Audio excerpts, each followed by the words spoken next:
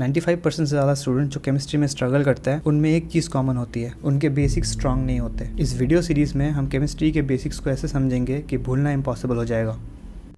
ये मोल कंसेप्ट का पार्ट 2 है और हम यहाँ पे मोल को इंट्रोड्यूस करने वाले हैं। तो लास्ट वीडियो में हम लोगों ने रिलेटिव एटॉमिक मास के बारे में बात किया था। कैलकुलेशंस और अप्रोक्सीमेशंस के बाद हमें मिला था कि relative atomic mass is equal to total number of nucleons और atomic mass is equal to relative atomic mass multiplied by 1 AMU या फिर U। मोल को डिफाइन करने से पहले हम कुछ इंटरेस्टिंग चीजों के बारे में बात कर लेते हैं। एक सैंपल का मास नंबर ऑफ न्यूक्लियॉन्स से डिसाइड किया जा सकता है, क्योंकि इलेक्ट्रॉन का मास बहुत ज्यादा कम होता है प्रोटॉन और न्यूट्रॉन के मास से। इसका मतलब ये है कि एक सैंपल का अगर मास ज्यादा है तो उसमें नंबर ऑफ न्यूक्लियॉन्स ज्यादा है, और अगर सैंपल का मास कम है इसका मतलब ये है कि नंबर ऑफ न्यूक्लियॉन्स कम है। और अगर दो सैंपल्स का मास सेम है तो इसका मतलब ये है कि उन दो सैंपल्स में न्यूक्लियॉन्स का नंबर सेम है। देखो, total number of nucleons is equal to total mass divided by mass of one nucleon. ये समझ में नहीं आया तो एक बार खुद सोच के देखो। हम एक क्विक कैलकुलेशन कर लेते हैं। How many nucleons are there in 20 gram of HCl। तो हमने अभी देखा कि टोटल न्यूक्लियॉन्स जो होता है वो होता है total mass divided by mass of one nucleon. तो टोटल मास यहाँ पे 20 ग्राम है divided by mass of one nucleon हम लोगों ने लास्ट वीडियो में देखा था 1.66 इंटू 10⁻24 ग्राम।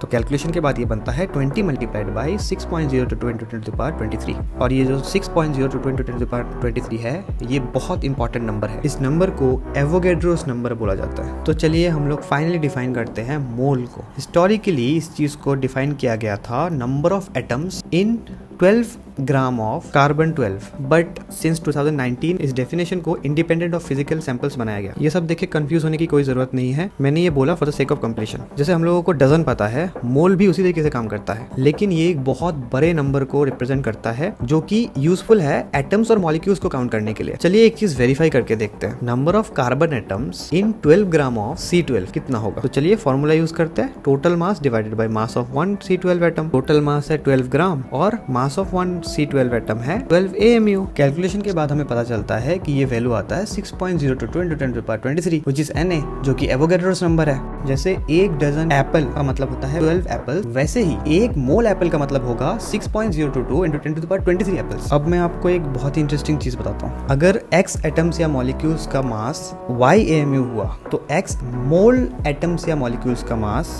Y ग्राम होगा। जैसे कि mass of 10 atoms of C12 होता है 120 AMU, तो 10 मोल एटम्स ऑफ C12 का मास होगा 120 ग्राम। वैसे ही mass of 5 molecules of H2O जो होगा वो होगा 90 AMU। वैसे ही mass of 5 mole molecules of H2O होगा 90 ग्राम।